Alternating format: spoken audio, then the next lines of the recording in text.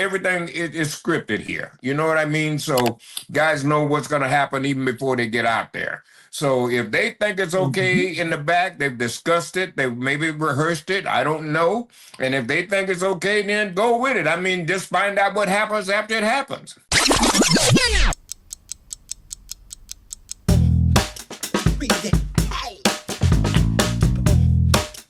All right, let's talk AEW. Yeah.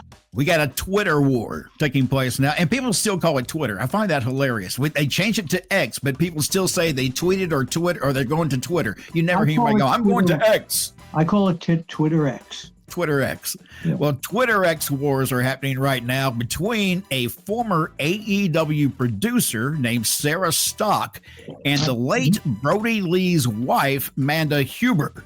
Now, Sarah Stock tweeted a clip of Jon Moxley trying to drown Darby Allin in a fish tank and said, quote, "You know who should stop this? Mothers with their remote control. This is worse than the plastic bag over the head. Kids are going to end up dead trying this stuff at home," end quote. To which Amanda Huber tweeted back, "That was midnight on a pay-per-view. Meanwhile, when you were working, you choked another woman out with a belt. Where was the outrage over kids trying that?" Bill, I know you had to see the incident that took place with Darby Allin being shoved into a fish tank and Jon Moxley basically trying to drown him. Your thoughts on that angle and the scene? We've talked about, the use of hypodermic needles in the past, plastic bags. Did that make you nervous when you saw that? Yeah, it did. That's not my style of competitiveness in the pro wrestling business. I didn't like it. Sarah Stock has been a wonderful wrestler. She's been a great trainer for many, many, many years. And she's considering that a slap in the face to what the business is. And she has every right to think that. On the other hand, the other lady, Miss Huber, is right in her own way there too. She's protecting, she's saying this is late night TV. There are a lot of worse things going on. You can watch slasher movies at 10 o'clock at night. Well, not only that, you can buy a video game. Oh my God! Some of the new video games that I see coming out with guns. You seen some of them video games, brother? Oh, yeah. Yeah. Let me ask you though. The new Battlefield coming out is like throwing kids into a war. It's incredible. I thought it was a documentary. That's what it looked like. Teddy, what are your thoughts on that type of viciousness in professional wrestling? I mean, is that going too far, trying to drown somebody in a fish tank? Well, I don't know, man. You know what I mean? I really don't know, because with professional wrestling, there's no telling what might happen.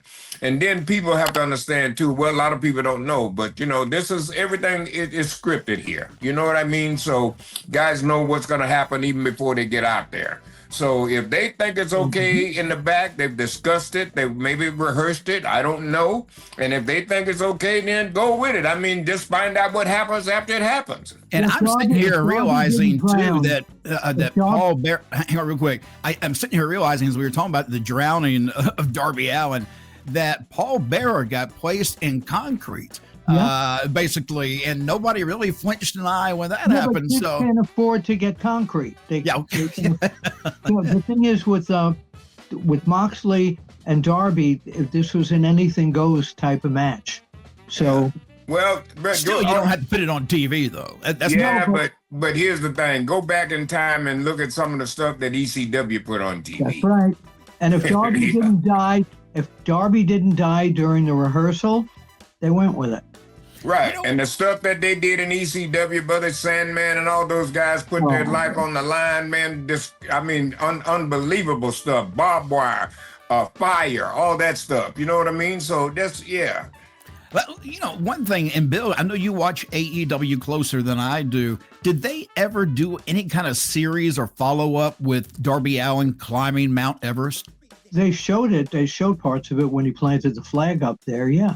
I would think that was a missed opportunity. I kept thinking if you had a camera crew or him videotaping himself on that trek up that mountain. Some of it, but to be honest with you, the fans couldn't give a damn about that. Oh, that's exactly. That's a shame too, because exactly. It's a shame though, because it would have told a story about the individual that you know it's real life, and he's climbing Mount Everest. Not everybody can do that. Well, they should have did it another way. They should have did it maybe documentary style, or let's do something in the life of Darby Allin. Here's what he does on his off time. Yeah, but you know what?